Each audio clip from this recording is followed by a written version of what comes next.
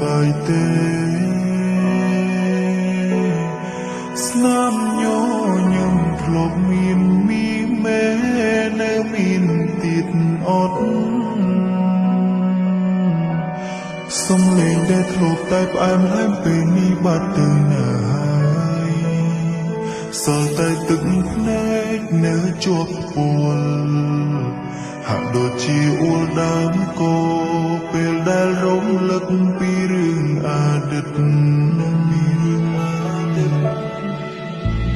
តាំងពីថ្ងៃបងបែកពីស្រីមួយផ្សេងជើក៏ស្ងាត់គ្រូសាក់ក៏លែងរវល់